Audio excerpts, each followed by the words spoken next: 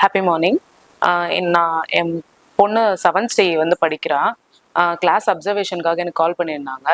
First period நான் வந்து attend பண்ணியிருக்கேன். மேக்ஸ் நடந்துட்டுருக்கு. அவங்க கிளாஸ் மேம் வந்து கிறிஸ்டி மேம் ரொம்ப நல்லா எடுத்துகிட்டு போயிட்டுருக்காங்க. ஃபர்ஸ்ட் டே ஆஃப் ரிவிஷன் தான். நான் மோஸ்ட்லி என்ன நினச்சேன், பசங்க எல்லாருக்குமே இவங்க தான் கிளாஸ் எடுப்பாங்கன்னு நினச்சேன். அவங்க கொஷின் பேப்பர் எடுத்து ஒரு ஒரு கொஷின் கேட்ட உடனே பசங்க ஜஸ்ட் ஒரு 1 செகண்ட் கூட ஆகல, அதுக்குள்ளே ஆன்சர்ஸ் பண்ணுறாங்க. அது வந்து எந்த அளவுக்கு ரிவிஷன் போயிருக்குன்றது நம்மளால புரிஞ்சுக்க முடியுது. எல்லா பசங்களுமே மோஸ்ட்லி எல்லா பசங்களுமே ஆன்சர் பண்றாங்க.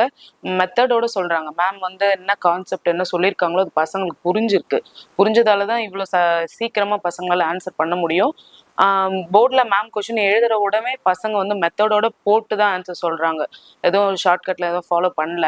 நான் நோட்லாம் பார்த்தேன், பசங்க எழுதுற நோட்லாம் பார்த்தேன். பசங்க மெத்தடை வந்து அழகாக கான்செப்ட் வைஸ் புரிஞ்சுக்கிட்டு ஆன்சரை உடனே உடனே சொல்றாங்க, கரெக்டாக சொல்றாங்க. சில பசங்க புரியலனாலும் மேம் அதை போய் ஃபாலோ பண்ணி என்ன பிரச்சனைன்னு சொல்லி கேட்குறாங்க. பசங்க அழகாக சொல்றாங்க. ஃபர்ஸ்ட் டே ரிவிஷன்ல இது நான் எதிர்பார்க்கல. நல்லா போயிட்டு இருக்கு கிளாஸ்.